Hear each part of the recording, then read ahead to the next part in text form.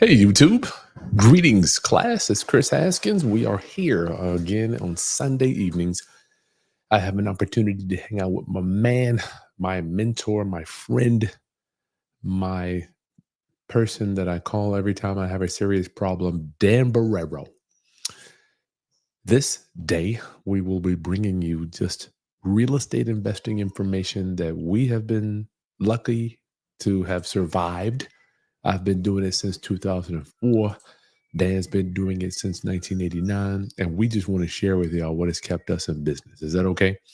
So it is my honor to bring with y'all again another Sunday showdown with Dan Borrero. Let's see where he is. Microphone roadcaster. How's that sound clear? Is it clear? I got some new technology I'm trying to test out. Good evening, Carlos. Yes, you're right. Real estate will drive you crazy. If you probably have, you know what? I forgot. We are bringing you on live. Let me put the link in the. I'll put the link in the show notes below if you want to come on live with Dan and I. This is the time we get an opportunity just to talk to y'all about what we're doing, and how we can help you just with your business. So let me put the link in the show notes below. This is Dan, no doubt, right here. Hey, Dan. Yeah, I sent it already. Oh, you didn't get it? Let's make sure. I emailed it. I can't text it. Hold on, y'all. Wait for Dan to come on with me now. This is him on the phone. He didn't get the link yet. Let me resend it. Oh, for some reason, it didn't go through, but he's got it now. So we would like to answer any of your questions. If you have real estate questions, entrepreneurial questions, if you have tenant questions, if you got landlord questions, all that stuff, I'll put it in the show notes right down below. Let me click it now. Join us to answer questions live. There you go. So if you go to the show notes below, you will see a link where you can join us and ask your questions. If you feel squeamish about coming on, just type your question in and we will get to that. Come on live. We will get to your question. Come on live. Live to ask your question. There we go. All right. I put it in the chat too if you didn't get it. So what's going on? Very clear. Okay, cool. Real estate will drive you crazy. For my side of the business, we sold a property last week. And when I say sold a property, I want to make sure we understand what the definition of selling a property is in my world. Hey, Dad, what's up, brother? What's going on, Mr. Haskins? Good to see you. Likewise. So in my world, when I say we rent out a property, I don't want you to think that I am out here doing traditional landlording stuff. We do something called executory contracts. We sell them with financing and we sell them to tenant buyers that in turn pays us. They pay us a down payment and they pay us over time the rents. And in exchange for that, we don't have to do any repairs. We don't deal with any calls. We don't have to deal with anything, toilets breaking, none of that stuff. So just want to make sure we all understand, because I can be misconstrued as being a landlord. Like Dan and I, he looks like my bigger brother, but we run our businesses extremely differently. And I want you to know that both of them can work. Traditional landlording can work, or unconventional landlording like we do can work. But put your questions in so both of us can get them answered. Dan, what would you say to that? Talk about that a little bit. What was the question? Let me ask you.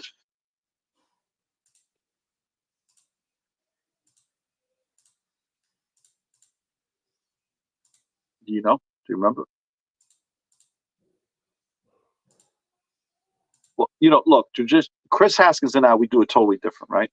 I'm a very traditional landlord. I'm the guy, you call the office, we send somebody over, if not that day, the following day, right? If it's an emergency, we will be there shortly. But that means that you're a lot more hands-on. The way Kris does it with the creative financing side, with seller financing, it's a total different animal. He's a lot less hands-on, but that's another reason why he doesn't have to really vet his tenants as much, because they got as much to lose as he does if they don't pay. So it's two different strategies. It's what works best for each one of us. Yeah, either one. Both of them work. So you got to decide, shit, which one's going to work for you. I think a lot of us get nervous and get stuck on like, will that work? Will this work? Just pick one of them. Give it a try. You're gonna mess it up. Just give it, see which one works for you. Pretty much, guys. We're all different. Like where Kris is at, most of his properties are single family homes because that's what's in his backyard.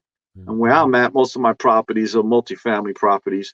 And it's not as conducive to doing seller financing as it is where Kris is at, right? Because most of the people who are buying from Kris that are not investors, they're end users. So it's a whole lot harder to get an end user who wants to buy a multifamily property.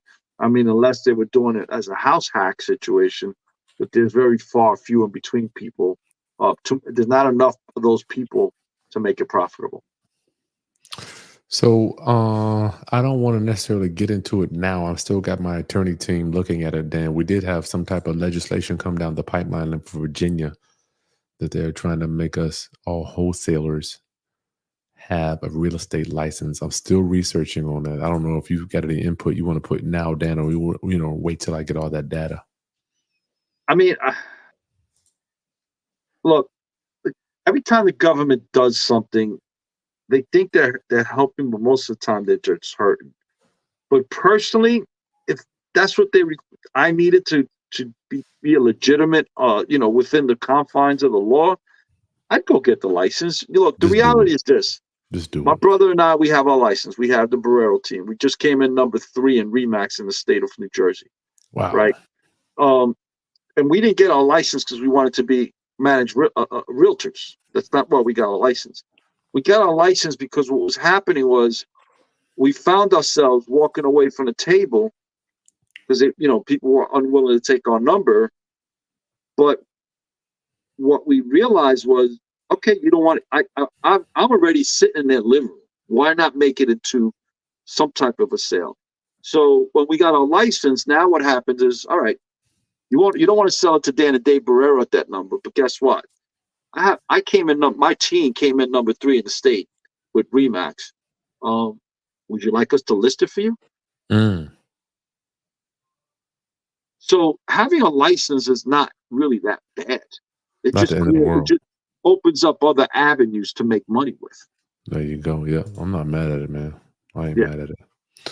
So anything new in your world, Daniel? Anything exciting? I got so much happening over here. What happened to you last week? Anything we can share? Wisdom? Get your questions on, y'all. You got questions? guys, I can Please tell bring them you, on. I had a very boring week. Boring is good. Boring is Boring in good. the sense paperwork through the wazoo. For those of you that don't know, any partnership, corporation, LLC, S corp, all those returns are due March 15th. Now, I don't wait until the last minute to do these returns because I have way too many of them. But I've got like 2/3 of my returns done. Good God, damn. Yeah. I dread doing this stuff, but it is No, man, I cost hate doing doing it as business. well. But Got to it's do it part of right. any business. I don't care what business you're in. You March got to do it. 15th, people, that's the date. Can you get an extension on that too, Dan, or no?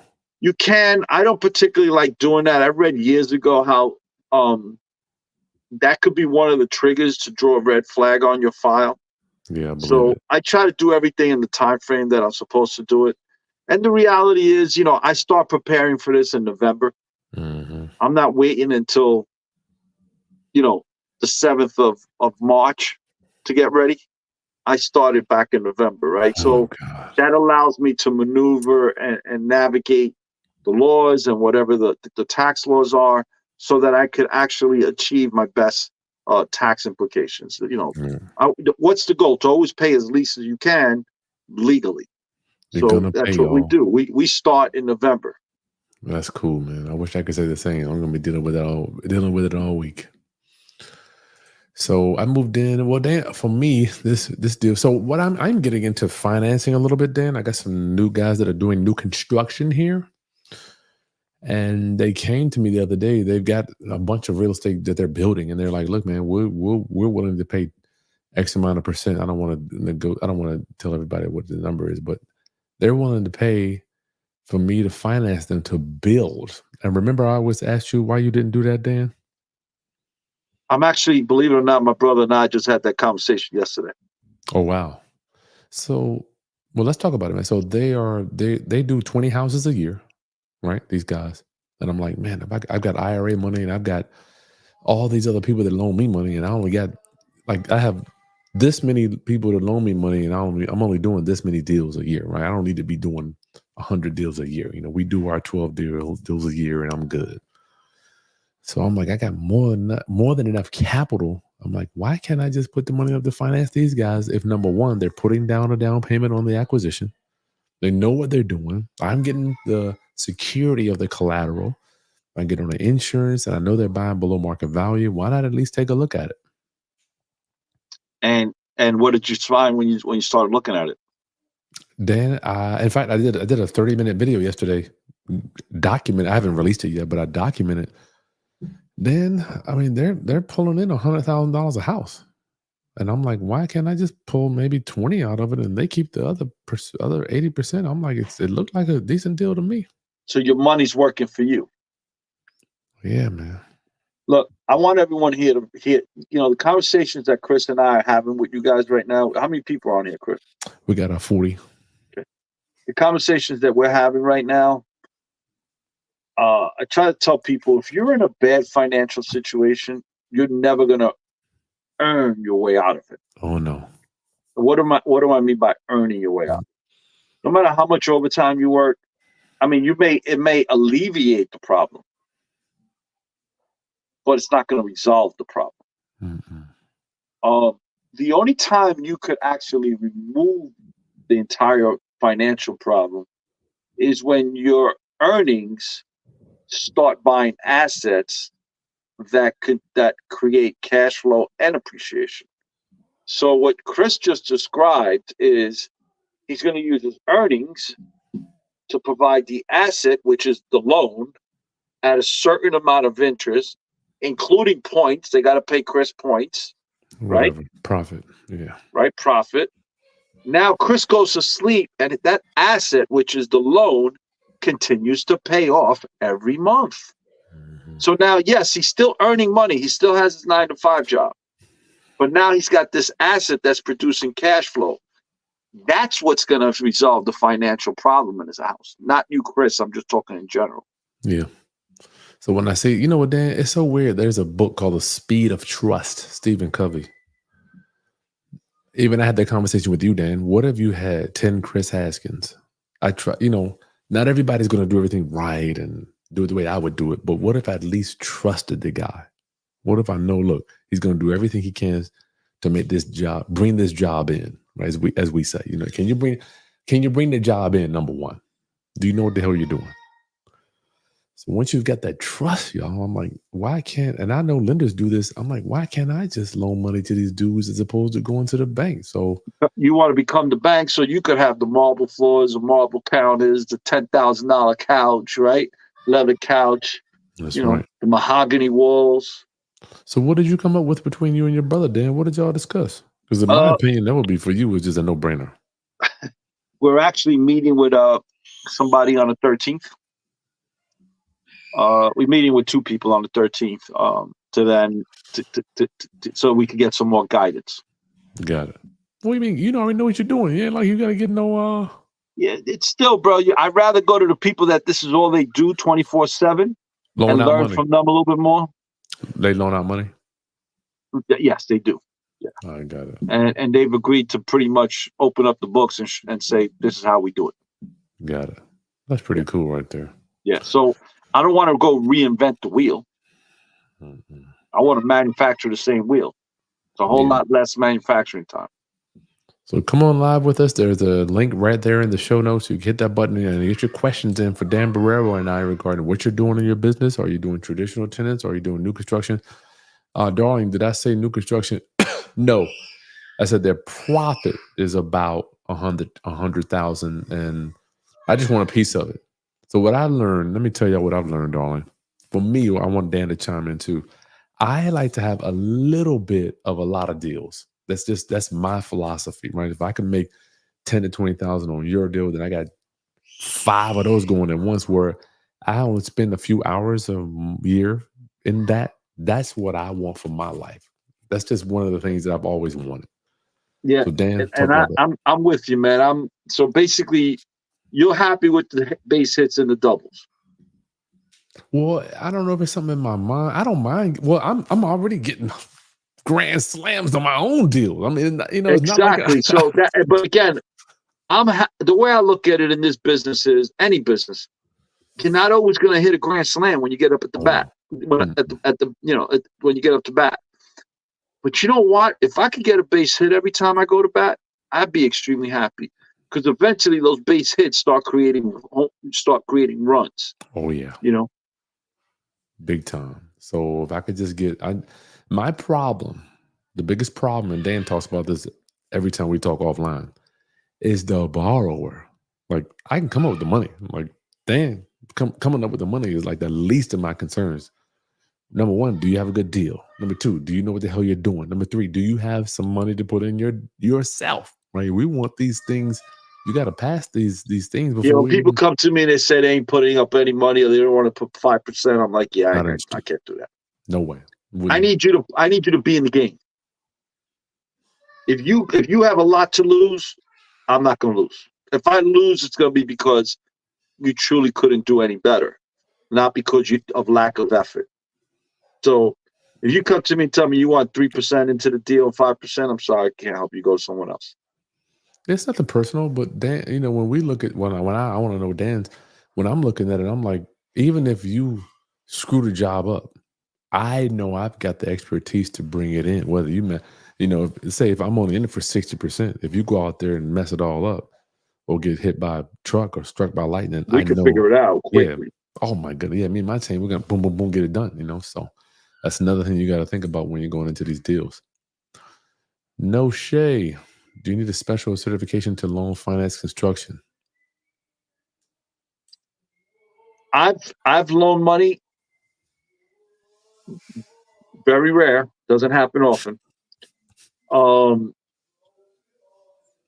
My understanding, I don't need a license, no, because it's a loan. But I do have my attorneys prepare the mortgage and the note. There you go. Do you need a certification? Eventually, if you're doing enough of them, obviously. But if you're just doing a I would partnership assume you joint, do. yeah. Eventually. Deborah, I purchased my home 2017. Good for you. Paying down debt while studying with you guys to purchase my first investment. Good for you.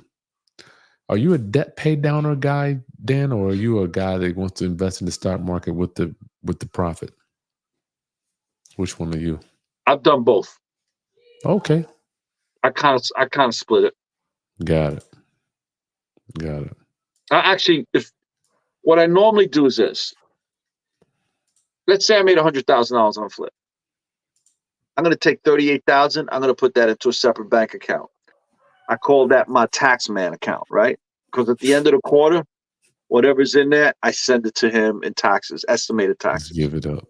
Now that other $62,000, I'm going to keep adding to it until it gives me a significant down payment of at least 35, 40%. So I can use it on buying another building in New York. But I haven't really been buying in New York. I've been buying more in Florida. But now in Florida, when I buy those with those numbers, most of the time I come in all cash as a result of me piling up my cash in that one account when I do my fix and flips. Now, there are times where I've said, you know what? There's not enough deals out there, but I can't just leave my money sitting in the bank making 5%, 4%. I'll go buy certain stocks. Got it. I like to buy index 500 stocks with Vanguard. I've heard about them. Never did it before, but I've heard about it. Yep. Dan, what's your opinion on buying promissory notes? Oh man. I've never done it. I've sold notes, but I've never bought notes. Yeah, I think the note business is the best business in town, y'all. Hold on, Chris. I actually did buy one note, but I bought it because I wanted to use it to foreclose on the lady because she had the lot next to me. And she had not been paying the note for 7 years. That's sharp. Yeah. That's sharp. Yeah, I'm not mad at buying notes. Make sure that you know what you're doing. You're buying below market value. So, Dan, what do you think about this, man? How's rich Americans sitting on $30 trillion in home? Did you know this, man? I've seen so many people have sent me this article. Really? Yeah, gosh. Yeah. I think they're selling what they were selling in 2007, 6, 2005. Do not fall into the trap. Do not fall into the trap. I will bet my right arm that the banks are behind The this banks. article Let's to see. encourage you to go get a loan that you can't afford. That's how they make their money, right? Yeah. These You banks know, sneaky, Dan. I'm not telling you not to tap into your equity, but you got to be careful. So that's like a HELOC, home equity line credit. They're great for people like Kris and I, where what happens is you go, the bank gives you a line of credit against your house on subject, based on the equity that you have. And then they give you this checkbook, but basically it's like having a savings account, and you could use it for whatever that amount is that they give you. And I've seen so many people go out and they put in a new lanai in their house, a beautiful pool, PVC fencing. They'll go on vacation. They get new furniture, or they'll do something in the house that they could never afford to do until now. But what they don't realize is that none of those consumer goods creates cash flow to pay back that loan. Mm-hmm. So, do I have a home equity line? Sure, I do. Do I use my home equity line? Absolutely. But it's never on something from my personal wants. It's always about what my business needs or wants, You got never to my know that, personal y'all. wants. You got to do that, yeah. Dan, is that a muscle and a habit that you had to get some reps in to do that over time? Man, I got to tell you the truth. I had that habit since I was young. Thank God my father and my mother used to teach us that. But I see it being a whole lot more challenging for some people than others. Dan, when I got my first home equity line of credit, I found out. You know what they did? Their lender, they called me. I don't know how they got me. They called my phone number, and they said, "We've got an appraisal here. Uh, one of those appraisals or something." Yep. I had paid 97,000. They told me your home was worth 215. Would you like $12,000 line of credit? Yeah. What new financially illiterate person would say no to that? I don't have a problem getting a home line of credit. I have a problem with getting a home line of credit if you're not financially disciplined, because There you go. I see a lot of people make that, like a lot of those houses that people lost in 2008 was because they kept refinancing it because they could. They Mhm. bought the house for 350 and they owe 550 7 years later. How is that Mm. possible? It's rough, man. Right? I'll It's tell you rough. how it's possible. Because they were consumers, right? They weren't entrepreneurs. That's These right. are people that consume, right? You And the reality is, I don't care what your nationality is or what your level of education you have. You don't need to have a college degree to be on this YouTube channel right now listening to Kris Haskins and I. you got to know what you're doing. You Yeah, cannot buy. take the time out and educate yourself. You cannot buy consumable goods, y'all. If you use your equity, if you tap into it, please, my golden rule, we use lines of credit and home equity to buy more equity. That's my whole. If I'm going to use this thing, it's got to be moving And over. another thing, the other biggest mistake I see people make, they take a home equity line. Bank says, you could get a line of 850, 800, rather, let's say 85,000. Mhm. So now they go use that 85,000 and they use it as a down payment on their next property. Oh, But to that live in? property still has a mortgage of $400,000 balance. So that one property has to now generate enough money to pay the mortgage on the property and to pay back your home equity loan. Now, up until 2 years ago, that really wasn't that difficult because the home equity loans were hovering at about 2.5%, Mhm. right? But now that they're at 9%, Get that's up a there. hefty note to carry. But they can, long as they get it up. Oh, you're talking about if they borrowed it for a long term basis, not in Right. and out. So Yeah, that's true. I use my loan as a bridge loan. Let's say I go bought In a and out. property In and out. for 300,000. I know the property is going to be worth 5 when I'm done with it, but it needs $50,000 of work. But I don't have the 50 because I used all my money to buy the property. I'm going to tap into my home equity loan. Right. So now after I renovate the property, I get it tenanted and I refinance it. Let's say I'm into the property for 65,000. That includes my home equity loan. Bank says, but we'll give you 85. I said, I don't want 85. I just want my 65. right? Why do I just want my 65? Because the reality is that the lower your principal, the lower your mortgage. So this was a 4-unit building, let's say. With 2 doors, I could pay the mortgage, the electric, the gas, the insurance, any minor repairs, the guy who cleans every week, the guy who takes out the garbage for me every week, and the other 2 to profit. So now let's say one tenant moves out and the other tenant doesn't want to pay for whatever reason. I got him in court. I'm still good because I only took 65% of the value. Sweet. So what I'm trying to say is don't overextend and don't buy the hype. Run your own race. Don't buy everyone else's bullshit on social media. Chrissy says, looking to do a flip this year. I am an LD. Oh, what's LD REI? I don't know. 4 doors in Ohio in 1 year. Wow. Got a struggle for it. 4 doors in Ohio. Kathy, tax deed sale is the way to go. We don't do those here.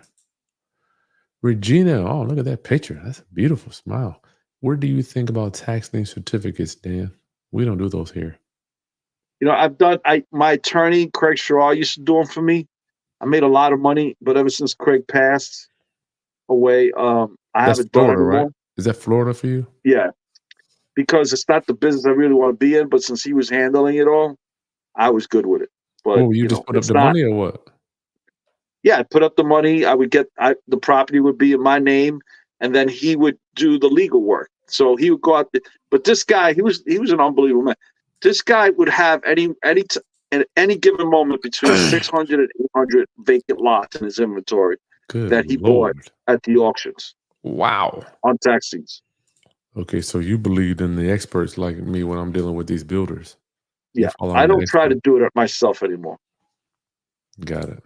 Nick, a billionaire told me, wow, to have multiple streams of income, but also said don't sell real estate as an agent. Just got my license because I already have a business. What are your income streams? What income streams do we recommend? You want to go, Dan?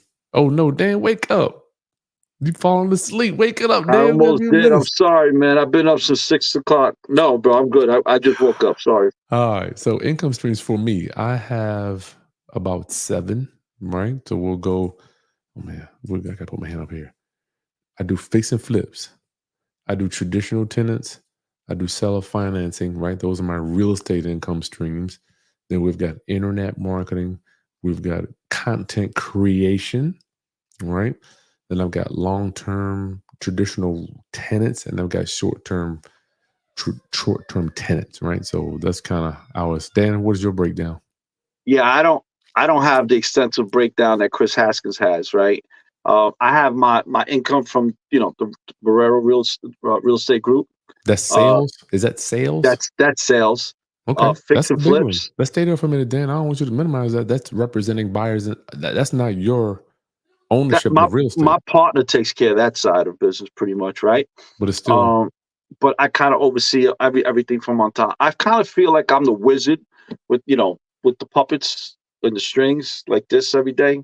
I'm like kind of like managing everything, but the sales on as a real estate broker, realtor, my fix and flips, my long-term rentals, and then of course we do manage properties for not everybody, a very small group of doctors that we manage properties for.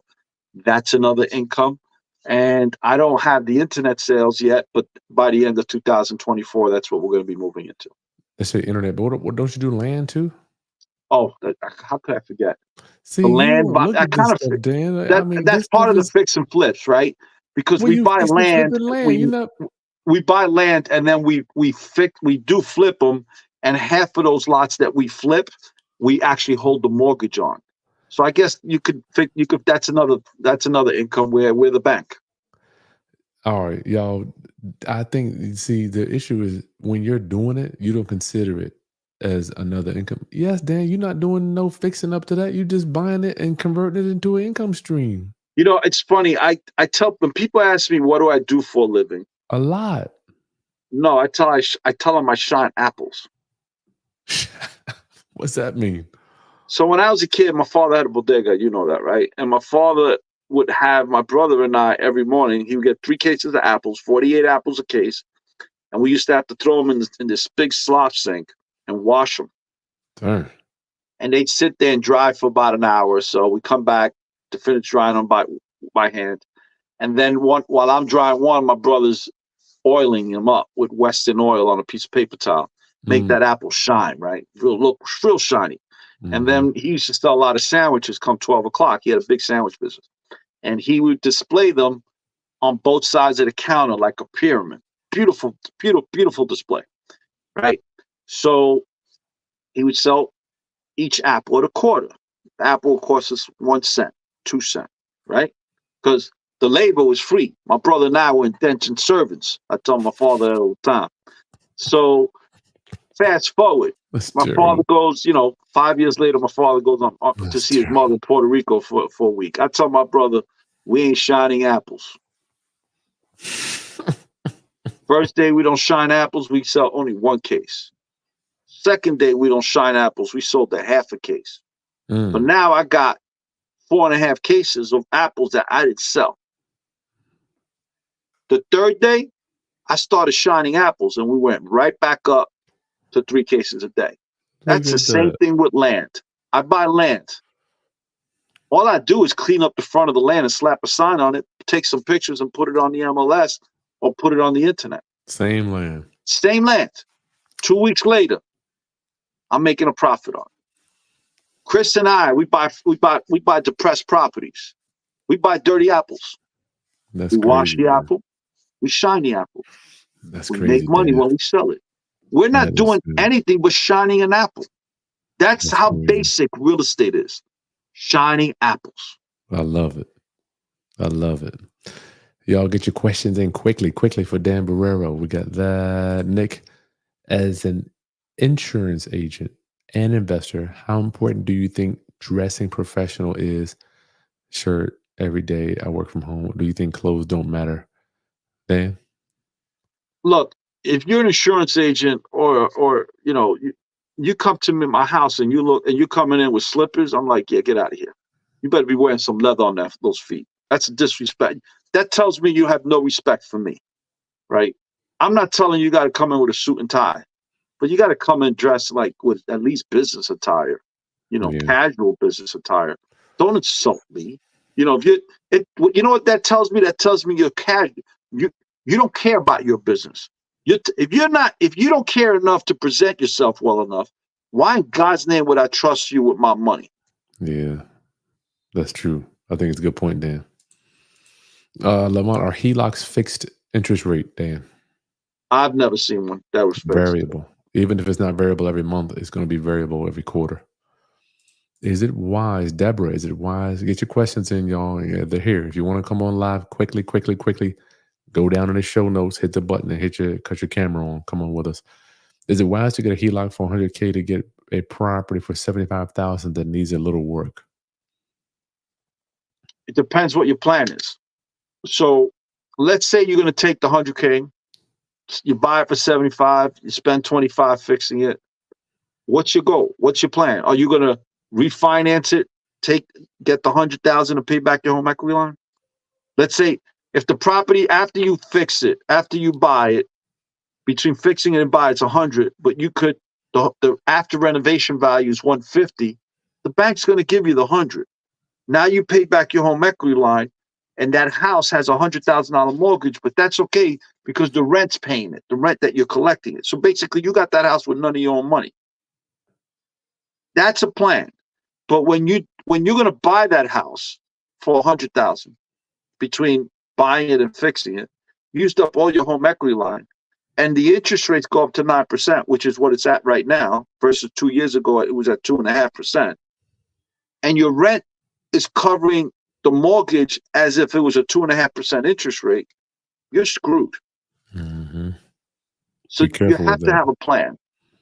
If I were to do that, I would take all the rent and pay the house off. I mean, I would want that 100.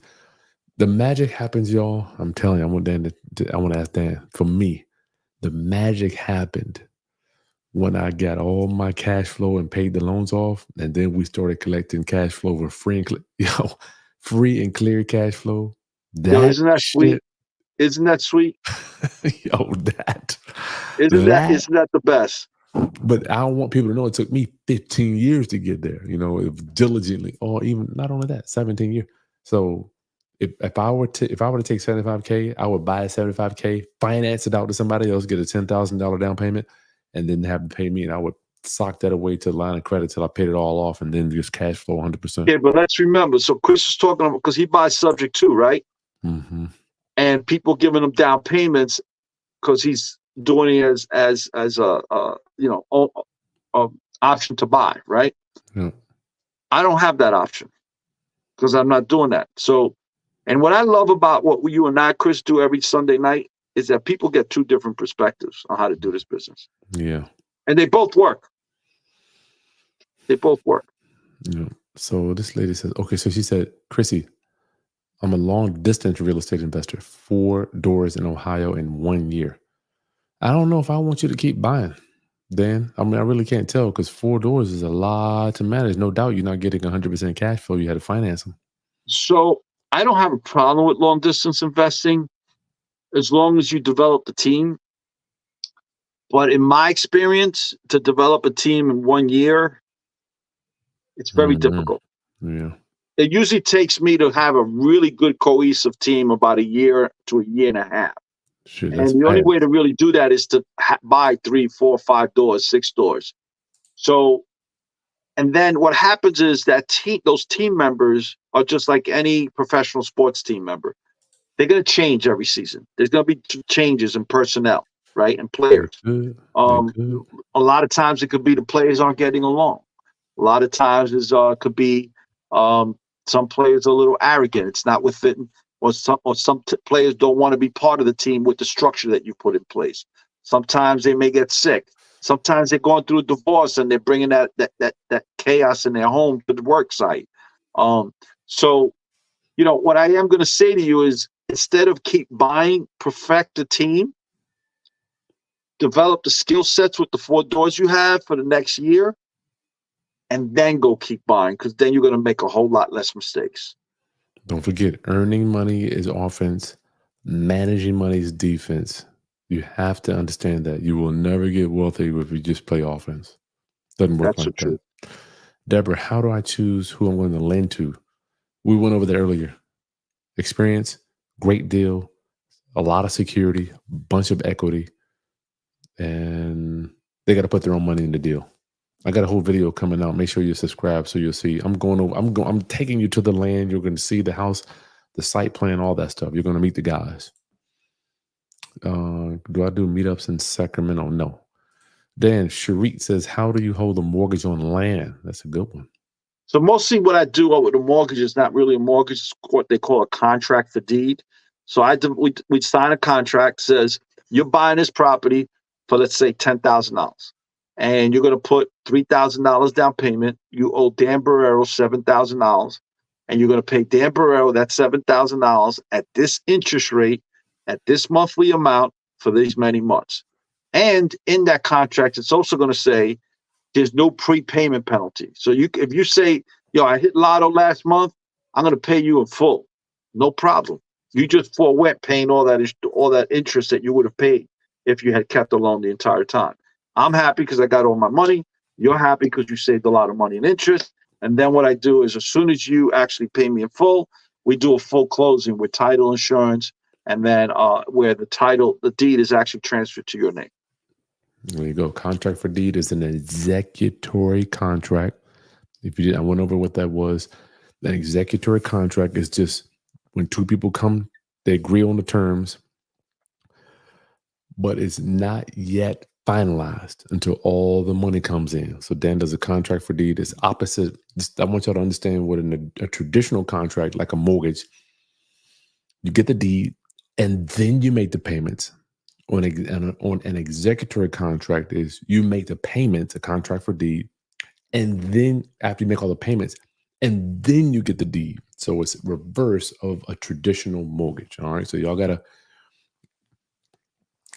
Dan's doing it. Like he's doing this stuff all the time. So we have to just make sure y'all understand because it's the same thing we do. He does it with land. I do it with houses. Same thing. Yeah, and listen, and those people, they get an amortization schedule. They would get everything just like if it was a mortgage. Yep. Same thing, y'all. All right, that's it, Dan. Oh, one more I can explain. Last question. Let's get out of here. Anvil, can you explain asset-based lending? You're better qualified to answer that question than I am. Same thing. So Dan sells his properties, or he does the contract for deed. It's the same. See, I don't think people understand when Dan sells his land, he's actually creating a note. Like it doesn't look like it, but he's actually loaning the people the money to buy his house, right? So he's really not necessarily, well, both of us. I'm not necessarily loaning them the money. Have you ever done a credit report on your things, Dan? You know what? I have, depending on the deal size. So, you know, we did a deal that was like $500,000 once that we held the mortgage on $250,000. I did another deal where it was like $1.6 million. I held the mortgage on $800,000. Is that but on the smaller lots, like, you know, if they're under $10,000-$15,000, I don't care. I'm collecting, you know, a third of most of the time, about a third of it in principal, and, you know, as a down payment. And if they don't pay me, I'm just gonna cancel the contract. So, you know, I don't like doing that. I try to do everything possible so that people don't lose their money. But sometimes there's some people that can't be helped. They don't want to be helped. So that is the definition. When Dan says, I'm going to take the property back if they don't pay, that is asset-based lending. We don't necessarily, we do care. We don't necessarily, we don't heavily weigh the credit of the borrower, generally speaking, but we want to make sure that the asset is something that we can take back when we loan the money out. Listen, when I do that with land, the judges are a whole lot easier and less likely to hold me back, because these people aren't living on it right now. When you're foreclosing on someone's house that they're living in with their wife and their kids or their husband, won't do that. The judges will try to delay it as long as possible. But with vacant land, it's like, yo, either you pay or just sign over the deed. What do you want to do? Yeah, I'm not loaning. One of the golden rules for us is we ain't loaning money to nobody that's going to live in a property. No, because it'll take forever to foreclose. They don't do that. Okay, listen, give Dan Borrero a follow on his YouTube channel. Give me a follow right here on the YouTube. Like the content. Share this with anybody else. You know what, Dan? I think I get to talk to you. I could call you anytime. In fact, Dan and I are going to a conference together in a few weeks. I take that for granted. And I just want to say to my people here that are joining us, you know, y'all, it's an honor to have Dan Borrero, because he could be doing millions and millions of dollars of taxes right now, right? And I'm not trying to blow him up, but thank you for your time, Dan. No, thank you for letting me be here. So, guys, I could be reached at all my social media links are at danielborrerojr.com. Kris Haskins and I are going to be in Nevada, Las Vegas, the 17th. April if you guys are in that area, you want to come and hang with us. Yeah. Send us a DM. Yeah. Because we love, right, Kris? Whenever we go to these conferences, by the way, I want everyone here to realize Kris and I met at a conference in 2019. We paid a lot of money, and we paid a lot of money for this one too. Paid a whole lot of money for this one. Mm-hmm. Right. So again, you get to hang out with us. You know, reach out if you truly want to, you know, learn the business. You know, we're going to be in that area. We're going to be in Vegas on 17th, 19th, 20th too, right? The 18th and 19th. 17th and 20th. Yeah, maybe we'll try to do a lunch and learn or something, or dinner or something on that 17th, Dan. Yeah, let's do that. All right, everyone. So please, you know, follow us both, and of course, you know, see if you want to meet up with us. We're going to be in Vegas on the 17th. At 17th of April, not March. All right, y'all. Much love to you. Peace. Take care. Good night.